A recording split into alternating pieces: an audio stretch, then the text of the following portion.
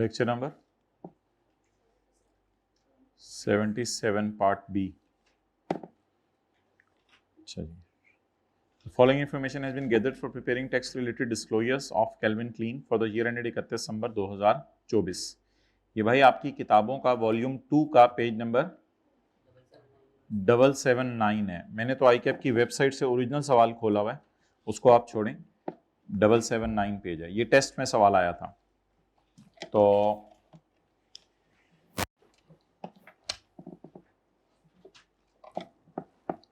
इसमें अगर आप अगले सफ़े पे आए किताब पे, वॉल्यूम 2 में, ये टेस्ट का सवाल है, लेकिन ICAP में इसमें डिस्कशन पॉइंट 6 भी था। ये हम नहीं करेंगे, टेस्ट में मैंने नहीं ये डाला था, लेकिन आपके पास जो किताब में इस वक्त सवाल खुला हुआ है उसमें अनलकीली ये पॉइंट 6 है, तो इसे हम इग्नोर करेंगे। Prepare a note on taxation for the year ended 31 दिसंबर 24। तो जिस साल का नोट बनाना याद रखिएगा, उस साल की करंट टैक्स की वर्किंग भी बनानी है, साल की करंट टैक्स की वर्किंग भी बनानी है, और उसके बाद DTL/A एज ऑन 31 दिसंबर 24 ही निकालना।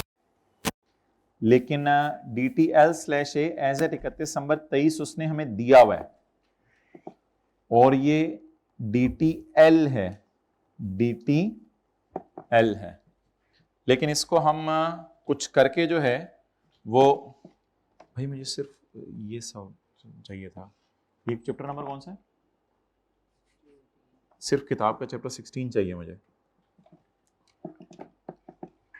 उसे फोन करके कहो सिर्फ किताब का चैप्टर 16 मुझे चाहिए PDF में। हाँ जी, चलें जी।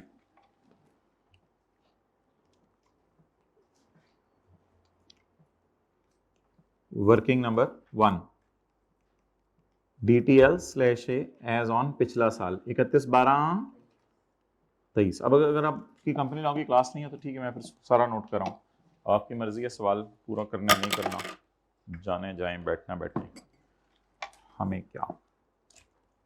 Carrying amount, tax base, difference और डेफर टैक्स। जी, PP डेफर टैक्स बताएं भाई डियर, कितने किताबें आपके पास हैं? अल्हम्दुलिल्लाह। अगले सफे पे बताएं डेफर टैक्स कितना है। ये डेफर टैक्स है 84।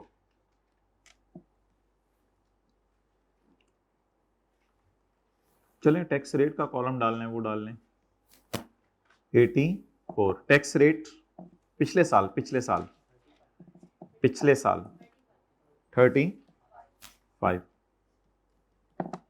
जी, डिफरेंस बताएं कितना है।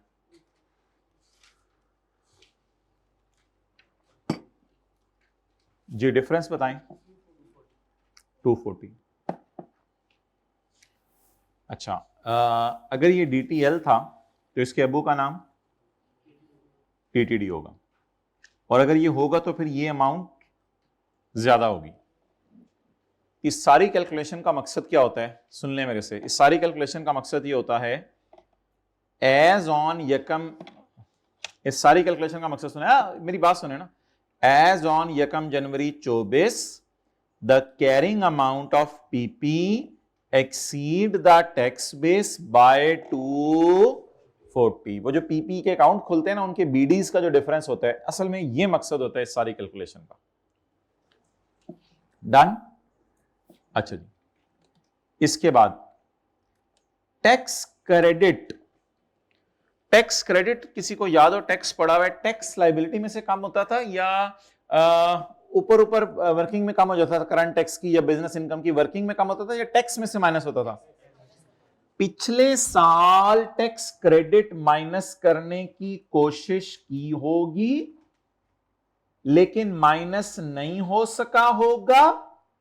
आप लोगों ने तो शायद टैक्स में पढ़ा हुआ टैक्स क्रेडिट कैरी फॉरवर्ड नहीं हो सकते, लेकिन कुछ हो भी सकते हैं। एक दो सिलेबस में आपके भी थे जो कैरी फॉरवर्ड हो सकते हैं। तो टैक्स क्रेडिट पिछले साल माइनस नहीं हो सका होगा, इस साल इंशाल्लाह इसको एडजस्ट कर लेंगे। तो पिछले साल कितना टैक्स क्रेडिट माइनस नहीं हो सका, तो इस साल इसको माइनस कर लेंगे। अच्छा भाई, ये जो फिगर है ना, इस पे कभी रेट रूट नहीं लगाना, क्योंकि ये ना टैक्स माफ हो रहे हैं। तो ये फिगर है एग्जैक्ट के 5 रुपए का आपको टैक्स माफ है। अब आप इस पे 35% लगाएंगे तो इट इज नथिंग। इसका खूबसूरत नाम जरा लिखें, इसका नाम है अनयूज टैक्स क्रेडिट। इसका खूबसूरत नाम है, ये एडजस्टमेंट लास्ट दफा वालों को भी पढ़ाई थी, आपको भी नहीं पढ़ाई हुई, सेशन एंड पे मैं ये एडजस्टमेंट पढ़ाता होता हूं। तो अभी फिलहाल आज के सवाल में गुजारा चला लेते हैं थोड़ा सा। अनयूज टैक्स क्रेडिट, मुझे सिर्फ चैप्टर 18 भेजें पीडीएफ में। अच्छा, अनयूज टैक्स क्रेडिट बताएं पिछले साल का कितना है? 5। तो अनयूज लॉसेस पे रेट लगाना है, लेकिन अनयूज टैक्स क्रेडिट पे रेट नहीं लगाना, क्योंकि इतना टैक्स गवर्नमेंट आपको माफ करी है 5 रुपए। अब आप 5 रुपए पे 35% लगा देंगे, वो कुछ चीज नहीं निकलेगी। तो इसलिए टैक्स क्रेडिट पे रेट नहीं लगते। टैक्स क्रेडिट तो टैक्स जैसी चीज है, इसीलिए तो आप क्लासेस में, टैक्स की क्लासेस में टैक्स में से टैक्स क्रेडिट माइनस कर देते थे, क्योंकि टैक्स क्रेडिट टैक्स जैसी चीज है या इनकम टाइप चीज है। तो अगर ये टैक्स जैसी चीज है तो व्हाट डज इट मीन, इस पर रेट नहीं लगेगा। तो इसको मेरे ख्याल से यहां उठा लें डायरेक्ट। 5 का क्या है वो बोले ना, 5 के डेफर टैक्स एसेट है। अब मुझे कोई हाथ खड़ा करके बताए 5 का डेफर टैक्स एसेट क्यों है?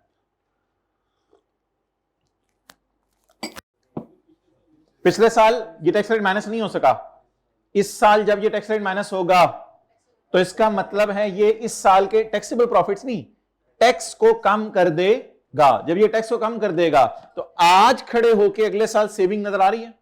क्या सेविंग नजर आ रही है? कितना टैक्स सेव कर लेंगे? 5 रुपए। तो याद रखिएगा, अनयूज लॉसेस पे हम रेट लगा के यहां लाते थे, लेकिन टैक्स क्रेडिट रेट लगाए बगैर लाएंगे। तो ये उसी की छोटी बहन है अनयूज लॉसेस की, इसका नाम है unused tax credit. My dear, किस साल यूज नहीं हुए? चपेट जा, किस साल यूज नहीं हुए? किस साल यूज हो जाएंगे इंशाल्लाह? 24 में। 24 का न्यूमेरिकल अभी शुरू करते हैं।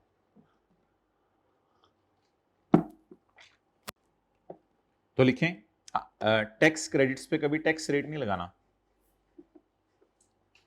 टैक्स क्रेडिट्स पे टैक्स रेट्स नहीं लगाना, टैक्स रेट नहीं लगाना। पेज 779 है बुक का, शायद उस चैप्टर में, वो मुझे भेजो।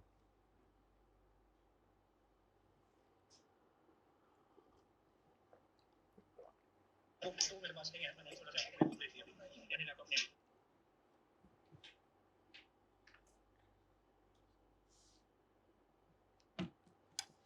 ईमेल में से देख लो जो वहीद को की थी। हो गया जी, बता दें नेट कितने? 20 क्या? dt l।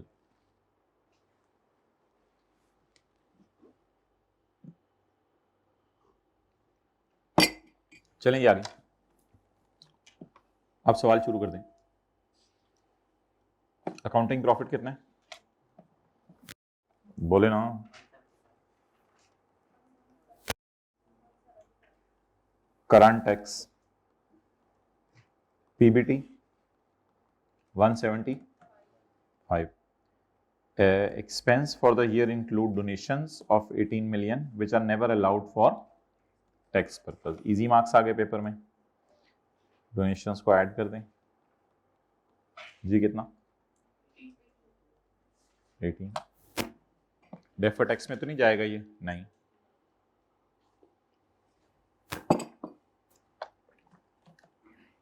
अदर इनकम में गवर्नमेंट ग्रांट पड़ी हुई है 14 मिलियन की, विच इज नॉट टैक्सेबल, निकाल दें इसको फिर। नेवर टैक्सेबल, एग्जेम्प्ट इनकम, ये दोनों रिकॉन्सिलिएशन में भी जाएंगी। एग्जेम्प्ट इनकम,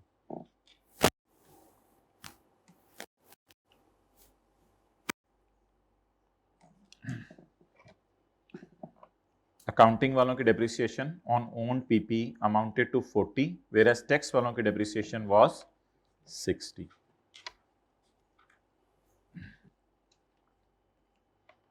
अब आपको मजा आएगा अगर आपने वर्किंग 1 पहले से ही करके रखी हुई थी।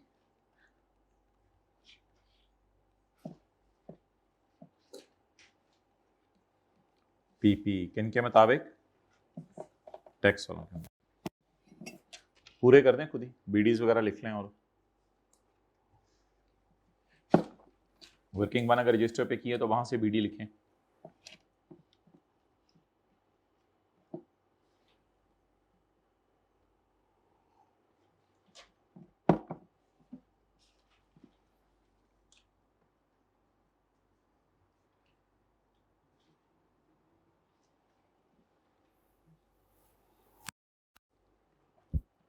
हो गया माय डियर। वर्किंग वन की अंग्रेजी बताएं अभी जो मैंने बोली थी। As on 1 January 24 the carrying amount of accounting exceed the by 240। जिन्होंने वर्किंग वन की हुई उनसे बात कर रहा हूं। बाद में मुझे कोई ज्यूम करनी पड़ी फिगर्स, वो मेरी मजबूरी है, फिर मैं कर लूंगा। अभी मुझे लग रहा है ज्यूम करनी पड़ेंगी। अकाउंटिंग वालों की डेफिनेशन कितनी है साल की? 40 और टैक्स वालों की 60। इधर 40 रिकॉर्ड करें इधर। ओहो, ये जवाब तो नेगेटिव में चला जाएगा। दोनों जगह 200-200 डाल लें। नहीं 200 क्या डालना, 100-100 डाल के बेशक, दोनों जगह 100-100 डाल लें। पेपर में यहां लिखिएगा एज्यूम 100, फिर इधर 100 डालना पड़ेगा आपको। फिर इसको ऐसे पकड़ के ना 340 एग्जामिनर को बताना पड़ेगा 240 जमा 100 और 100 के साथ लिखना पड़ेगा वर्किंग 4, क्योंकि वरना उसने एंड तक परेशान ही रहना है कि बेगम चाय का कप लेके आओ, मुझे नहीं पता चल रहा ये 100 कहां से आया। जी कैरी डाउन्स बता दें। 340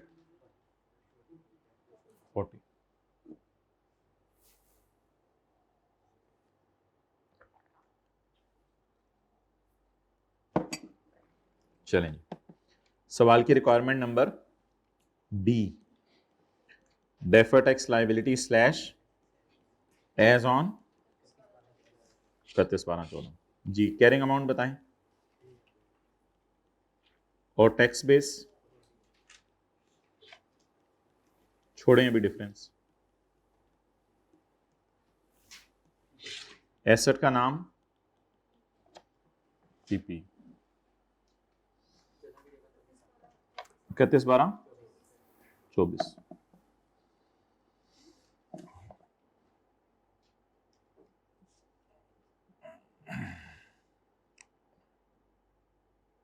ओके माय डियर, चलें जी आगे।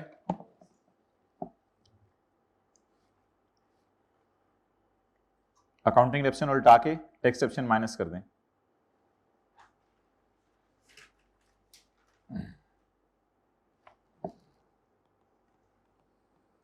जी अकाउंटिंग वालों का डेफिनेशन 40, टैक्स वालों का डेफिनेशन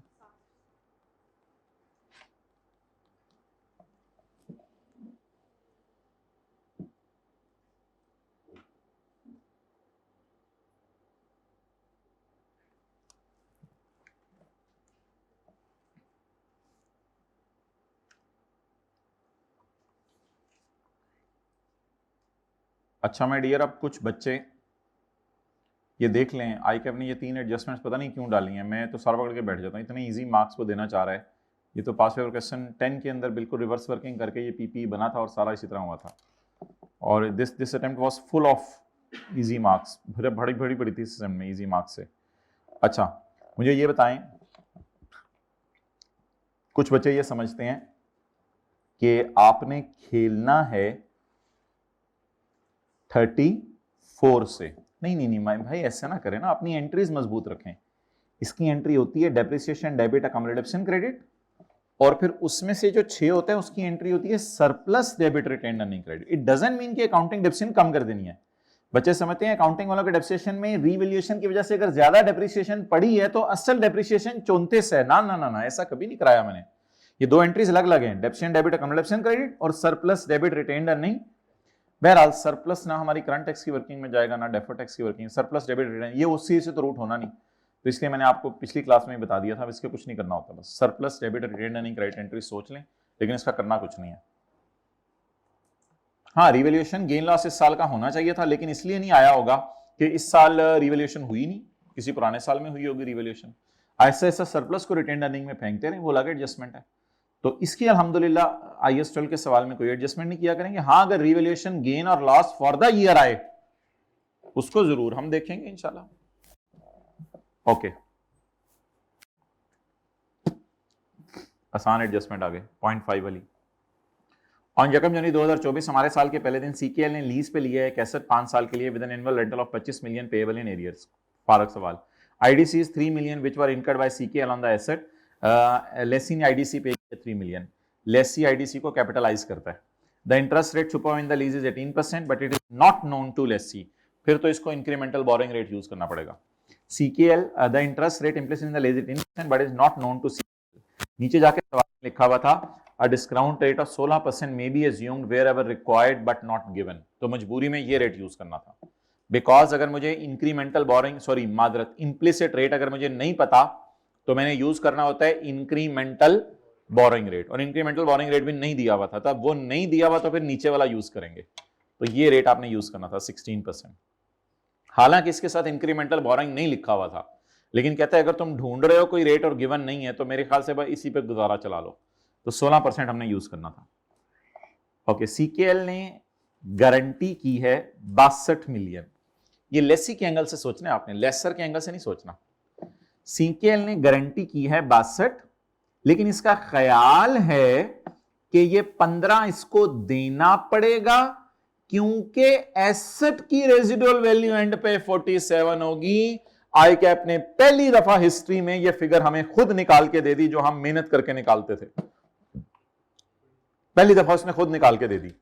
हम GRV उठाते थे एक्सपेक्टेड टू बी पेड, ये इसने खुद निकाल के दे दी। हमें आदत पड़ी हुई थी कि मैंने वादा किया तुम्हें 62 वाली चीज दे के जाऊंगा, लेकिन मेरा ख्याल है कि मैं बुरे तरीके से इस्तेमाल करूंगा और 47 वाली दे के जाऊंगा, तो उस वादे को कंपनसेट करने के लिए मैं पे करूंगा 15। तो GRV अल्हम्दुलिल्लाह मैं 15 लूंगा, 62 और 47 को इग्नोर करूंगा। अंडर टैक्स लॉस तो प्लीज छोड़ें, अंडर टैक्स लॉस मुझे क्या, पहले मैं जरा इजी मार्क्स ले लूं। चलें जी,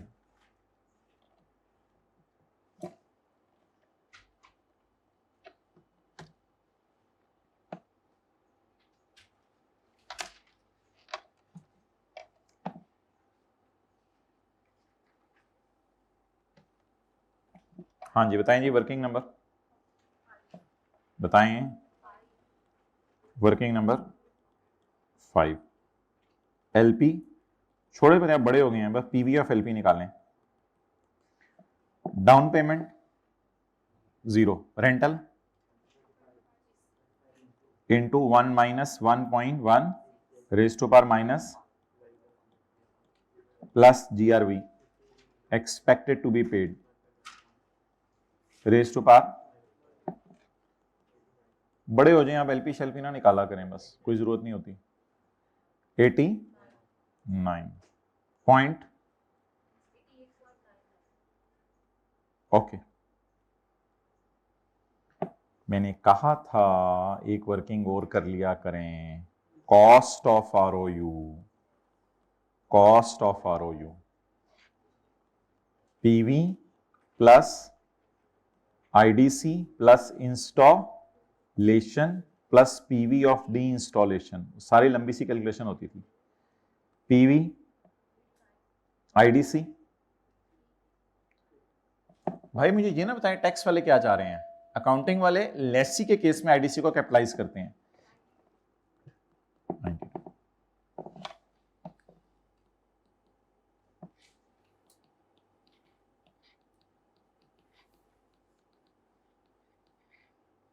वैसे लगे हाथों ना डेप्रिसिएशन भी यही निकाल देनी चाहिए थी, कॉस्ट तो निकल आई है। चलें खैर है, हमें क्या।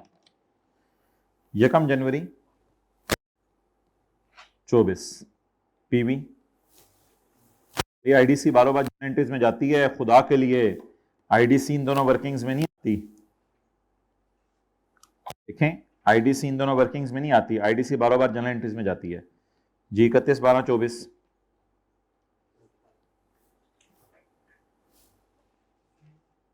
जी बोलें।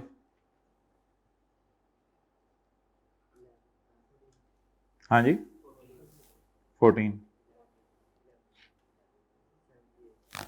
78 working number 8 depreciation 92 divided by 18.4 point के बाद मैंने एक डिजिट यूज किया हुआ है सॉल्यूशन में।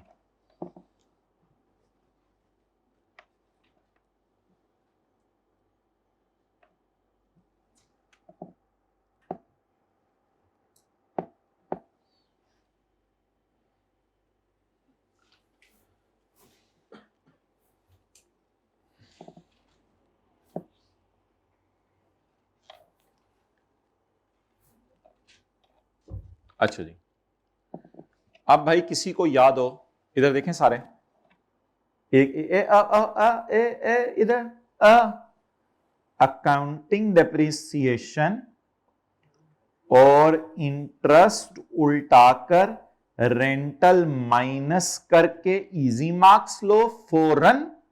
ये इजी मार्क्स हैं, अकाउंटिंग डेप्रिसिएशन इंटरेस्ट उल्टाकर रेंटल माइनस करो। और carrying amount 92 minus 18.4, carrying amount ये हो जाएगी। और लीज लायबिलिटी की कैरिंग अमाउंट निकालने के लिए वो नीचे एक लाइन और डालनी पड़ेगी हमें, तो लीज लायबिलिटी की कैरिंग अमाउंट वहां से निकल जाएगी। और ROU और LL की टैक्स बेस 0 है। Easy marks. जी बोलें 31 12 25।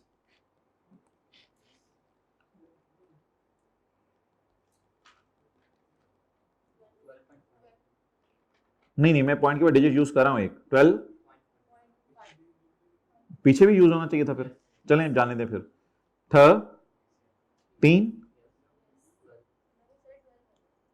12.5 बोल रहे हैं आप लोग, 4 5 चलें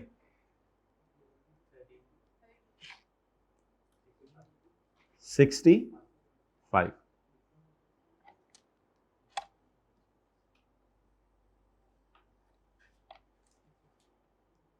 चलें जी बिस्मिल्लाह। उल्टाएं जी, अकाउंटिंग डेप्रिसिएशन इंटरेस्ट 14 रुपए, अकाउंटिंग 14 रुपए इंटरेस्ट है और अकाउंटिंग डेप्रिसिएशन 18.4 है।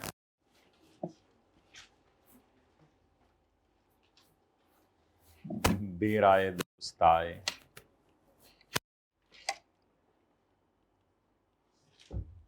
अकाउंटिंग डेप्रिसिएशन तो मुझे याद हो गई है, 18.4 थी शायद, और इंटरेस्ट भी शायद याद हो गया है, 14 रुपए था।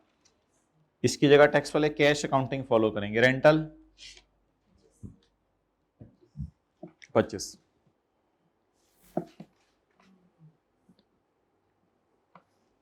और कैरिंग अमाउंट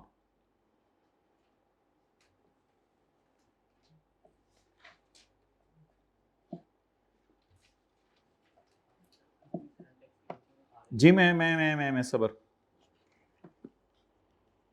ROU और LL। ROU बोले ना 89 नहीं, चपेड़ इतनी मेहनत करके निकाला है। 92 माइनस 18.4, ये छोटी छोटी गलतियां पेपर में हो रही हैं जिस वजह से फिर मसला होता है। 92 माइनस जी, टैक्स वाले नहीं मानते इसको। LL हमारे साल की पेमेंट के नीचे लाइन लगा दो, ये करंट 13 और ये नॉन करंट। 13 जमा 65 70।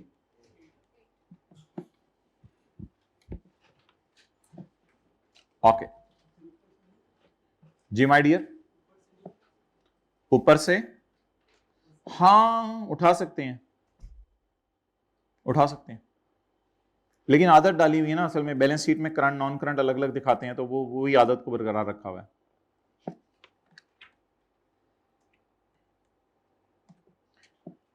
Under tax loss, all payments related to leased asset are allowed as an expense.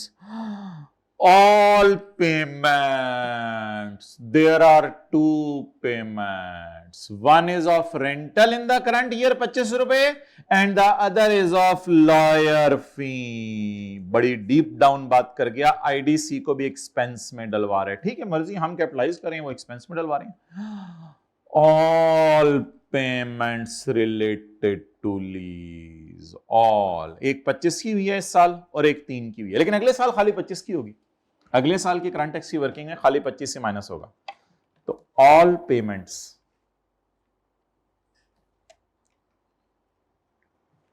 IDC भी एक पेमेंट है ना. टैक्स वाले कहने से खर्चे में डाल दो, लेकिन हम अकाउंटिंग वालों ने तो इसे फिलहाल क्या कर लिया, कैपिटलाइज. ये मोर और लेस वही बात बन गई जो IFRS 9 में होती थी. Transaction cost is allowed as an expense. Okay,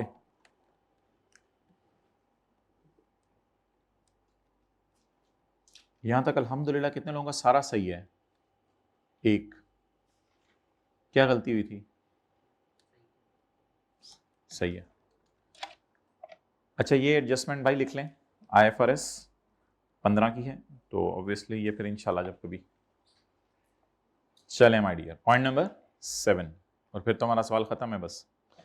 on 1 July 2024 CKL purchase bonds for 152 million. Purchased bonds for 152 million. ये फेस वैल्यू होगी या परचेज प्राइस होगी? Purchased bonds for 152 million. जल्दी आ जाओ भाई, सबसे अच्छी एडजस्टमेंट होने लगी है. और किताब का पेज नंबर निकालो, पेज नंबर 779. वॉल्यूम 2 का पेज निकालो, 779. On 1 July 2024 CKL purchased bonds for 152 million, including a transaction fees of, oh, it is not purchase price.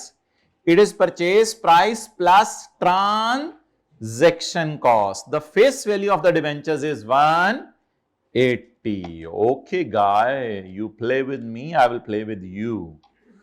Working number 9, 779. तो बेसिक डाटा पहले लिख लें जी भाई. फेस वैल्यू कितनी है माय डियर? 180.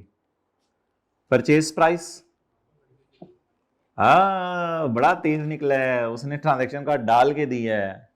मैं तो परचेज प्राइस 150 लूंगा, आप लोगों को लेना लें, आप लोगों की मर्जी. मैं तो परचेज प्राइस 150 लूंगा और ट्रांजैक्शन कॉस्ट 2. आगे फिर मॉडल में देख लेता हूं परचेज प्राइस में ट्रांजैक्शन कार्ड डालनी है नहीं डालनी. आप किसी को याद है हम सवाल शुरू करते थे परचेज प्राइस लिख के सिर्फ. हाँ, जब वर्किंग शुरू करेंगे नीचे जाके तब परचेज प्राइस में ट्रांजैक्शन कॉस्ट डाल दें तो ये हमारी मर्जी है, लेकिन शुरू करते थे सवाल पर. तो ये आईकैप का इस एतबार से ब्यूटीफुल क्वेश्चन था कि उसने परचेज प्राइस नहीं दी थी, परचेज प्राइस जमा, तो हमने परचेज प्राइस निकाल ली. इसमें कौन सी बात है मुश्किल, सीए कर रहे हैं हम, तो ये कोई ऐसी मुश्किल बात नहीं. अभी तक हमें मॉडल नहीं पता चला, लेकिन एक चीज पता चल गया कि इन्वेस्टमेंट इन बॉन्ड्स है, परचेज्ड बॉन्ड, इन्वेस्टमेंट इन बॉन्ड्स है. इसमें 3 मॉडल होते हैं, amortise cost, FETOCI, FETPL. Purchase bonds वाले लफ्ज से हमें पता चल गया फाइनेंशियल एसेट है, और यह भी पता चल गया कि शेयर्स नहीं है, डिबेंचर है. The effective interest rate on the bond is 10% per annum. वो कूपन पहले दिया हुआ था 7%.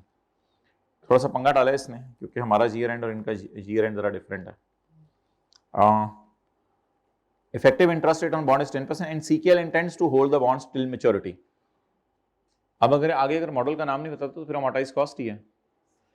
The market value of the bonds was 1. भाई प्लीज, तुम्हारी पिछली लाइन की बेस पे हम अच्छा अंडर द टैक्स लॉज तो छोड़े ना, ये IFRS 9 का सवाल तो पहले पूरा कर लें.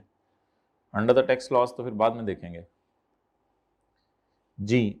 आप मुझे बताएं यहां तक पढ़ के कि if I have the need to hold the investment till maturity, then I will use amortized cost. तो 4 कॉलम, डेट, इफेक्टिव, कूपन और वो मार्केट वैल्यू को काट दें. अंडर टैक्स लॉज मैंने इसलिए काटा कि बाद में पढ़ना है. मार्केट वैल्यू को तो मैं परमानेंटली काटने लगा हूं क्योंकि मेरा मॉडल कौन सा यूज हो रहा है. इसको तो बिल्कुल आप भी काट दें, इस तरह काटेंगे ये फिगर भी नजर ना आए, तो ब्लैक हाईलाइटर से इसको काट दें. चलें जी, अब तो सवाल में कुछ भी नहीं रह गया. बताएं जी, वर्किंग नंबर 9 ही चलें, जारी रखें, खैर है. Debt, effective coupon rate at the rate of 7% on 180 और बैलेंस। जी my dear, date 1 July 24। Purchase price जमा ट्रांजैक्शन कॉस्ट। जी ओए अगला साल इफेक्टिव रेट 10%, 15.2। Coupon rate 12.6। आगे जाने की जरूरत नहीं।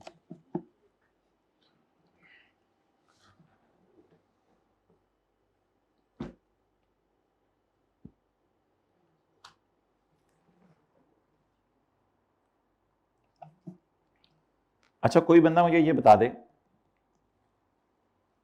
वैसे तो ये काम आपने करंट टैक्स की वर्किंग में भी कर सकते थे, लेकिन मैं अभी इधर ही कर रहा हूं। कोई बंदा मुझे बता दे इंटरेस्ट इनकम कितनी है मेरे साल की। और पेड रिसीव नहीं पूछ रहा मैं इनकम पूछ रहा हूं। एक्सेलेंट, 6/12। जिस तरह ये आपको होमवर्क दिया था ना परसों, उसमें भी एग्जैक्ट यही 3/12 में 5/12 पता नहीं करना पड़ा था। इंटरेस्ट इनकम कितनी है? 7.6। ये मैं किस में ले गया हूंगा? P&L में। तंग करने के लिए पूछ रहा हूं आप लोगों को, मैंने बताया हुआ है कैरिंग अमाउंट बैलेंस शीट में क्या लेके गया हूंगा। तंग करने के लिए पूछ रहा हूं। मैंने आपको 2 एंट्रीज बताई थी, एंट्रीज देखें।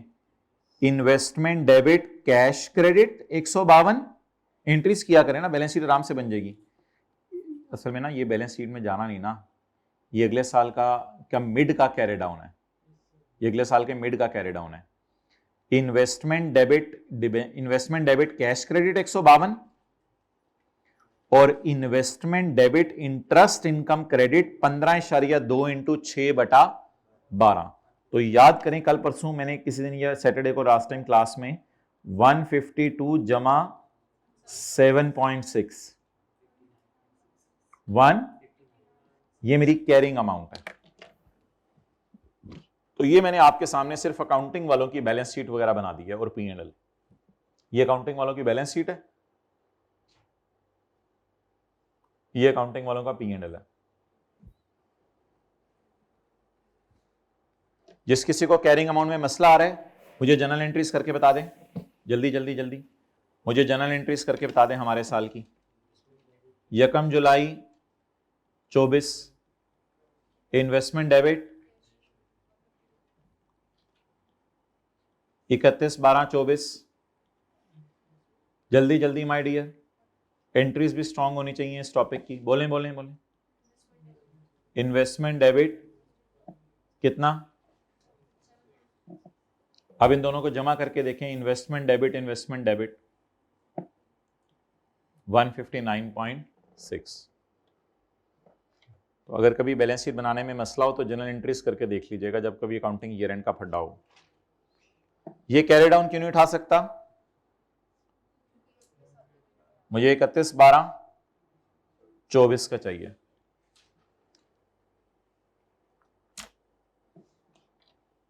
चलें जी, अब जरा देख लें टैक्स लॉस क्या कह रहे हैं, ताकि इधर से ही फिगर से उल्टानी शुल्टानी कर दें। वैसे इजी मार्क्स लेने का पेपर में ये तरीका है कि अकाउंटिंग वालों की इनकम उल्टाएं और कैरिंग अमाउंट शो कराएं ताकि थोड़े से इजी मार्क्स मिल जाएं। लेकिन देख लें, चलें टैक्स वाले क्या चाह रहे हैं। टैक्स लॉस कहते हैं कि ट्रांजैक्शन कॉस्ट को खर्चे में डाल दो, 2 रुपए को कहां डाल दो? खर्चे में। तो फिर परचेज रिकॉर्ड करेंगे ये 150 पे। फिर परचेज किस पे रिकॉर्ड करेंगे? ये 150, क्योंकि इसको वो खर्चे में डालने को कह रहे हैं, तो इसको फिर परचेज किस पे रिकॉर्ड करेंगे? 150 पे। और अगली चीज क्या कह रहे हैं टैक्स वाले? While interest income is taxable, interest पे टैक्स दो जब मिले। इंटरेस्ट पे टैक्स दो जब मिले। कितना मिला? हमारे साल तो नहीं मिला, लेकिन हमने तो इनकम में डाल लिया है। ये मिला नहीं है, हमने इनकम में डाल लिया। अब क्या करें? एक्सेलेंट, इसको उल्टाएं। तो करंट टैक्स की वर्किंग में क्या करेंगे? इनकम उल्टाकर कैश रिकॉर्ड कर देंगे। कैश जीरो मिला हमारे साथ, कैश जीरो मिला। यही होमवर्क का सवाल था परसों तरसों वाला, जो लंबा सा सवाल आपको होमवर्क में दिया था। तो दो काम करें करंट टैक्स में, इनकम उल्टाकर जितना मिला इस साल उससे ऐड कर दें, मिला तो है ही नहीं। और एक तीसरा काम करें, अकाउंटिंग वालों ने ट्रांजैक्शन कॉस्ट को एसेट में डाल दिया, मैं वो कह रहे हैं एक्सपेंस में डाल दो। और एक चीज तो मैंने बताई भी है, टैक्स बेस तो परचेज प्राइस ही हुआ करेगी, अनलेस के सवाल कुछ और बता दे। टैक्स बेस क्या हुआ करेगी? Purchase price. क्योंकि टैक्स की क्लास आप लोगों ने भी पढ़ी हुई है, टैक्स वाले सीधी सीधी बात करते हैं, जितने का खरीदा वही एसेट है मेरा। इसलिए आगे लिखा हुआ है कि टैक्स वाले फेयर वैल्यू गेन को नहीं मानते। गेन तभी टैक्सेबल होगा जब कभी बिकेगा। चलें जी, इंटरेस्ट इनकम जरा मुझे उल्टवाएं। इंटरेस्ट इनकम 7 पॉइंट, और interest received in my year मुझे रिकॉर्ड करवाएं 0। लेकिन ट्रांजैक्शन कॉस्ट को लेस करवाएं 2।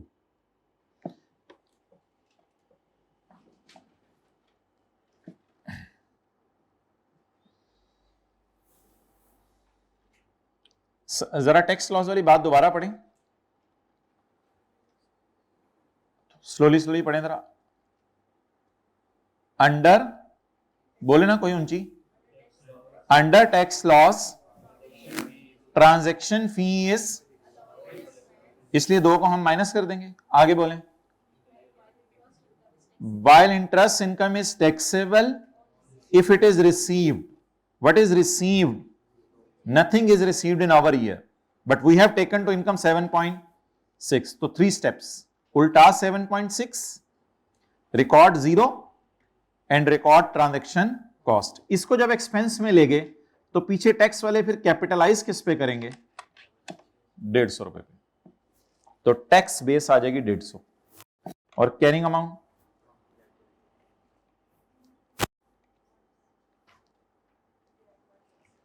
जी, investment in debentures, carrying amount tax base लिख लिया करें। परचेज प्राइस, परचेज प्राइस या फेस वैल्यू? Purchase price. खुदा ना खास्ता अगर वो ट्रांजैक्शन कॉस्ट को एसेट बना देते तो, खुदा ना खास्ता अगर वो ट्रांजैक्शन कॉस्ट को एसेट बना देते तो बस 152 कर देते और करंट टैक्स में 2 रुपए माइनस ना करते। लेकिन अभी वो ट्रांजैक्शन कॉस्ट को कहां डाल रहे हैं? एक्सपेंस।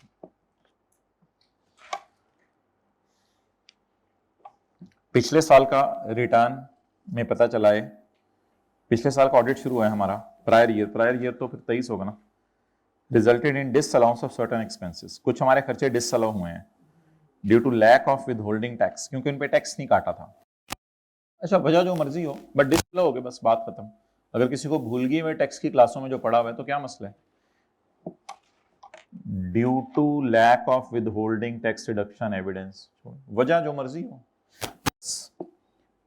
पिछले साल की टैक्स रिटर्न खोल के पता चले कि कुछ खर्चे डिसअलाउ किए हैं जिसकी वजह से इनकम बढ़ गई है और हमने ये एरर मान ली है, और फिर तो बात ही खत्म हो गई। वाज़ेह तौर पे आई कि हमने एरर मान ली है। तो अब बता दें, पिछले साल की इनकम बढ़ने की वजह से हमारे साल खड़े होकर आप नोट में एक नई लाइन डालेंगे, सीटी प्रायर। लेकिन प्लीज ये पिछले साल की इनकम बढ़ी है तो रेट पिछले साल का ही लगा के आना था टेस्ट में, क्योंकि इनकम पिछले साल की बढ़ी है ना। तो इस एडजस्टमेंट को देख लें कहां कहां पोस्ट होती है।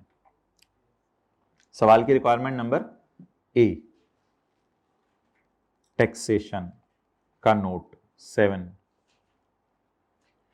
सीटीई करंट और प्रायर।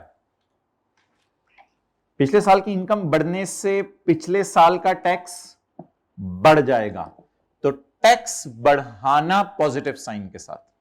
लेकिन पिछले साल का टैक्स तो मैं नहीं बढ़ा सकता, हमारे साल खड़े होके 24 में इसको रिकॉर्ड कर दें। इसको चेंज इन एस्टीमेट कहते हैं, हमारे साल पे असर डालेगा। पिछले साल की इनकम कितनी बढ़ी? 20। उससे टैक्स कितने % बढ़ेगा, कितना बढ़ेगा? Exact 6 point exact 7। Positive income बढ़ने से टैक्स बढ़ता है। सीटी डेबिट, सीटीपी क्रेडिट। लेकिन एक काम साथ ही कर दें, वो ना रिकॉन्सिलिएशन में भी एंड पे इसको डाल दें, क्योंकि ये भूल जाना फिर। रिकॉन में एंड पे ही डाल दिया करें कहीं। पीबीटी को क्लोज करते हैं, टैक्स रेट लेते हैं, टैक्स निकलता है, वो एंड पे जाके कहीं जो साइन यहां यूज किया है 7 प्रायर ईयर टैक्स, ये 7 रुपए पे 2 जगह जाते हैं। ये हमारे साल की करंट और डेफर टैक्स की वर्किंग को नहीं छेड़ते। बोले ये दोनों फिगर, ये एक फिगर बारों बार नोट में चली जाती है, लेकिन अगर कभी एंट्री मांगे तो फिर एंट्रीज भी कर दीजिएगा, सीटी डेबिट, सीटीपी क्रेडिट।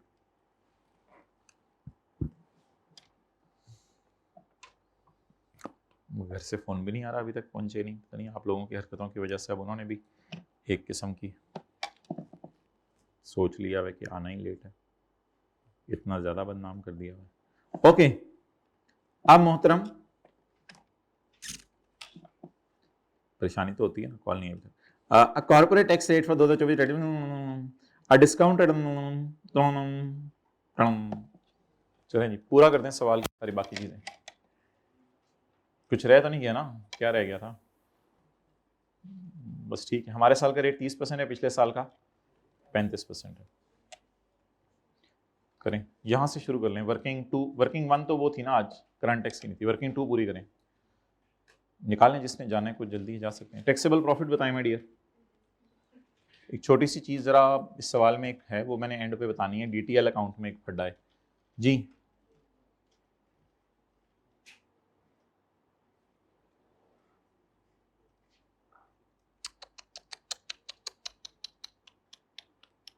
इनको तो टोटल भी नहीं करने आते। हाँ जी, 153.8 इस पे रेट लगाएं जी, 153.8 पे हमारे साल का 30 रेट 40.1 इसको ले जाए यहाँ, फौरन मार्क्स लिया करें। 46.1। अब रह गया डीटीई। ओ यार, इतना लंबा काम करना पड़ेगा। बोलें, बिल्कुल दिल नहीं चाह रहा, आपके तो पेपर हैं जी। क्या है? टीटीडी।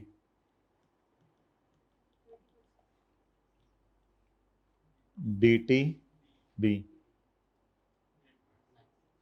9.6 क्या है? टीटीडी। ईच मांगा हुआ है, ईच आए, लेकिन हम नहीं ईच करेंगे, 2 नंबर ही मारते हैं टोटल करके। बस इधर ही मुझे रेट, असल में सबका एक ही है ना, तो मैं टाइम ज़ाया कर रहा हूँ, आपका सेव कर रहा हूँ, लेकिन पेपर में नहीं करना। पेपर में ईच का मतलब है फिर आपको हर एक को अलग अलग करना है, वरना मार्क्स नहीं मिलेंगे आपको। 421.2 मुझे पेड़ लगता है तुमने सबको ऐड कर दिया है, तुझे बहुत मारना है। आप लोग कोई और कोई बताए?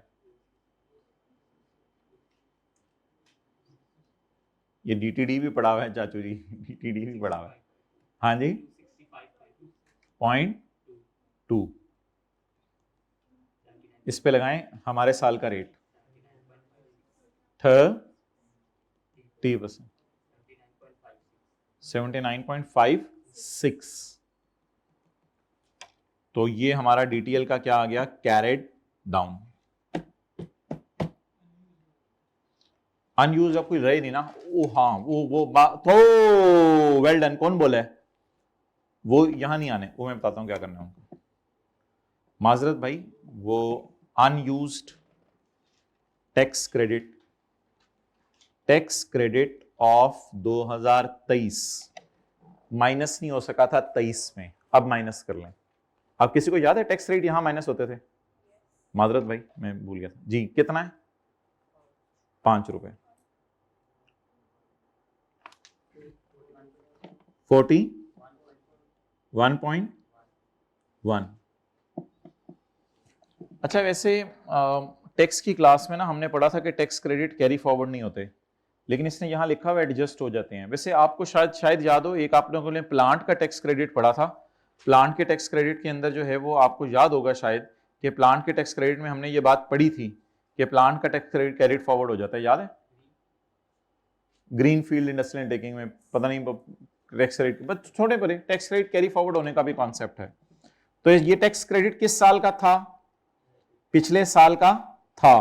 पिछले साल माइनस नहीं हो सका था, एडजस्टेबल ब्रैकेट में लिखा हुआ था, यानी इस साल एडजस्ट कर ले ना, तो कर ली ऊपर 46 अच्छा खासा पड़ा हुआ है, तो पूरा 5 माइनस कर लें। अब ये अनयूज रह गया या यूज हो गया? तो इसलिए इस साल की डेफर्ड टैक्स की वर्किंग में लेके जाने की इजाजत नहीं है। वेल डन भाई, ओके। सेल्फ अचीवमेंट चाहिए होती है, नाम चाहिए होता है? अच्छा चलें जी, अब डीटीएल का अकाउंट बना दें। 79.6 पकड़ लें, और वो किधर है? 79। ऐसा सही शुगर प्रोग्राम है, इतनी करीब करीब की फिगर्स दे देते हैं। ब्रॉड डाउन 79 और कैरी डाउन 79.6।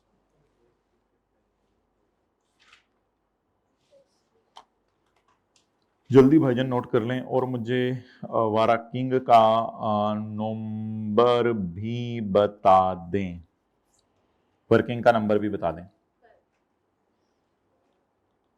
वर्किंग्स की बारात आई हुई है।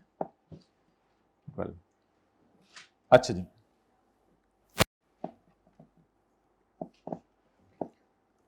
अब मुझे एक चीज बताएं सारे,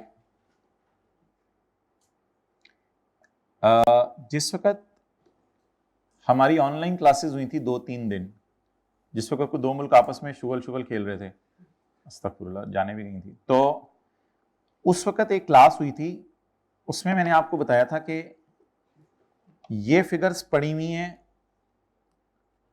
35% पे, और ये फिगर्स पड़ी हुई हैं 30 पे।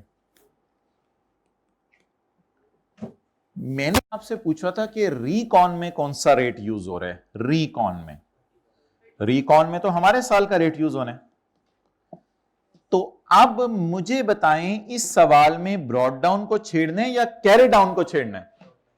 ब्रॉड डाउन को, क्योंकि कैरी डाउन ऑलरेडी रिकॉन वाले रेट पे है। वो कोई और सवाल होते थे, वो किसी दिन रिवाइज कराऊंगा मैं सेशन एंड पे। वो ये सवाल होते थे कि हमारे साल खड़े होकर अगले साल का रेट डेफर्ड टैक्स का पता चल गया, वो कोई और सवाल होते थे, वो छोड़ें।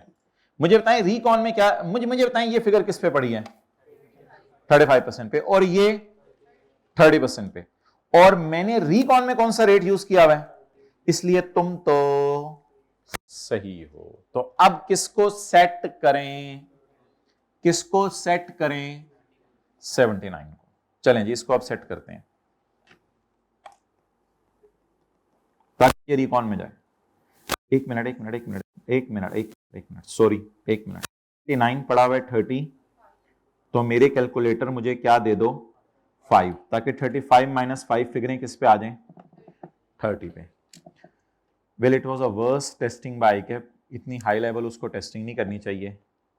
यहां पे आप लोगों ने ना वर्किंग 1 में से सिर्फ 84 उठाना था, क्योंकि इस फिगर पे ना टैक्स रेट नहीं लगा होता, ये टैक्स क्रेडिट होता है।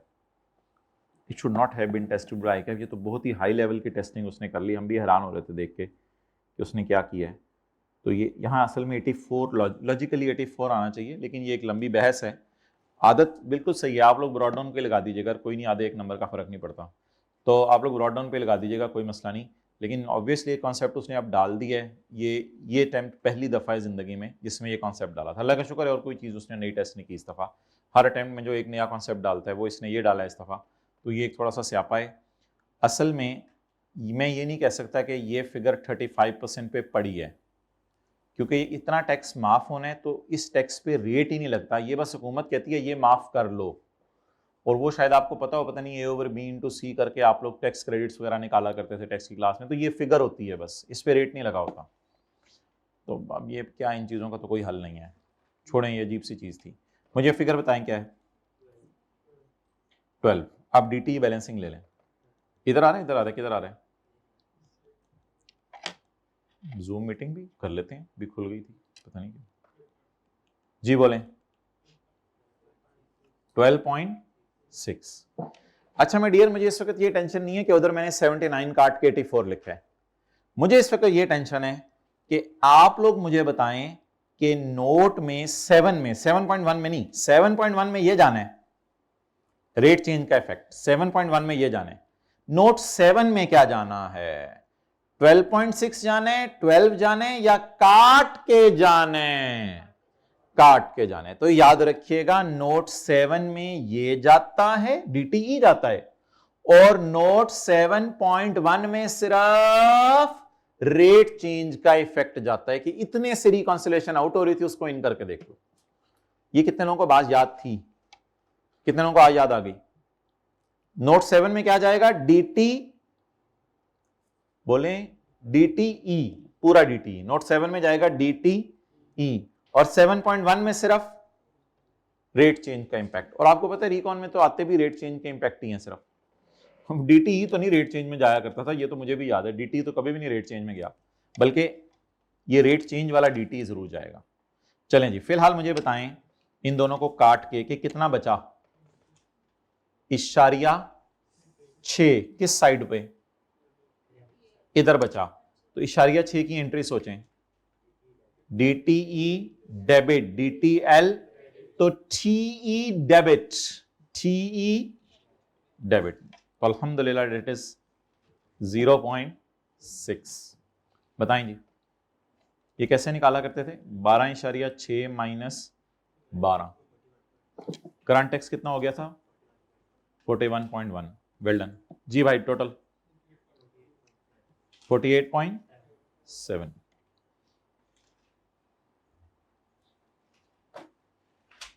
यहां तक ये नोट करें और फिर हम रिकॉन में बनाते हैं। अब रिकॉन में 3 चीजें जानी है सिर्फ, वो तो एक डिडक्शन नॉट अलाउड थी, इजी सी, एक एग्जेम्प्ट इनकम थी, और एक वो जो रेट चेंज से डेफर टैक्स के अकाउंट उठाते हैं। ये जरा अच्छी रिवीजन होगी आज हमारी रेट चेंज वाली।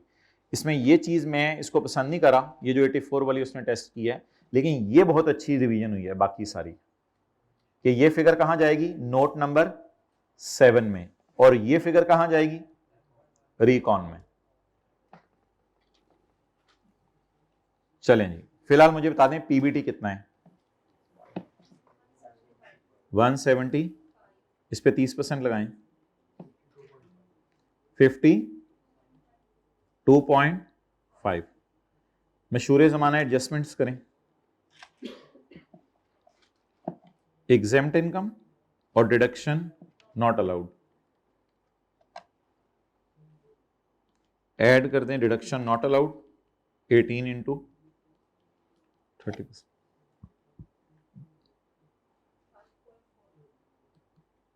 और लेस कर दें exempt income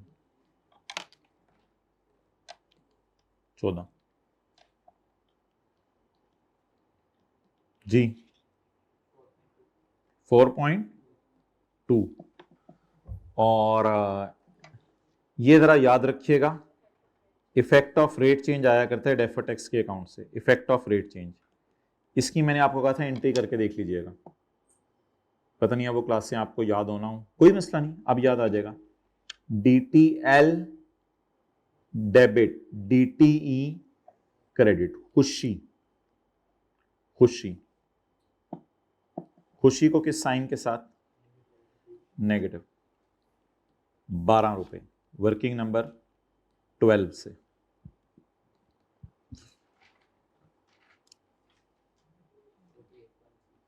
$48.6, no problem, tally कर गए बस। 48.6। तो अल्हम्दुलिल्लाह lot of things are revised, और ये स्पेशली जो रेट चेंज वाली एडजस्टमेंट थी इसकी रिवीजन होनी जरूरी थी।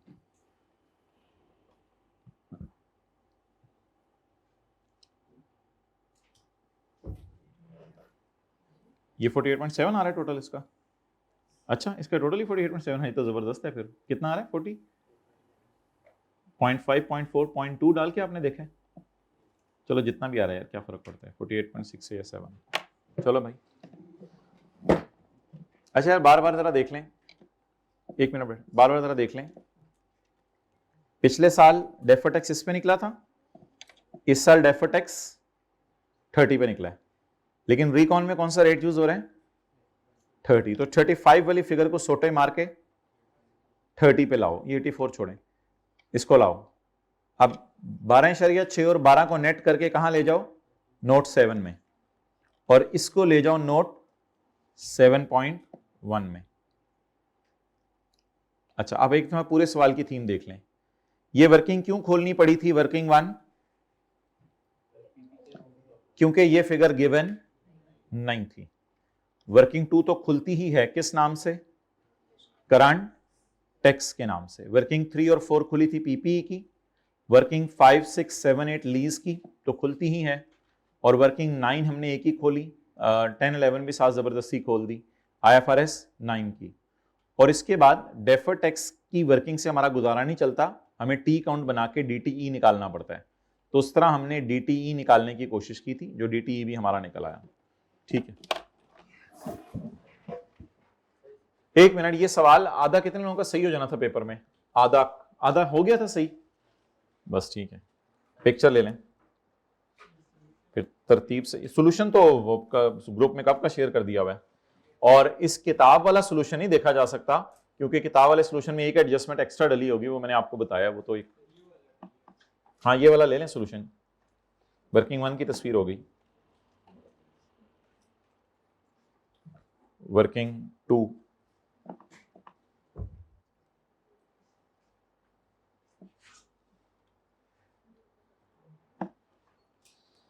वर्किंग 3, 4 और रिक्वायरमेंट बी के साथ ही ले लें तस्वीर।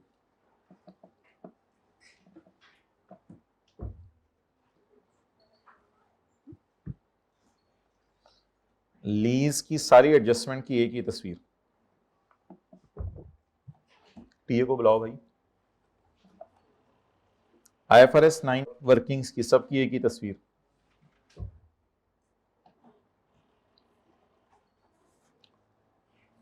डेफर्ड टैक्स, उठ से जिन्होंने जाना है, डेफर्ड टैक्स के टी काउंट की तस्वीर।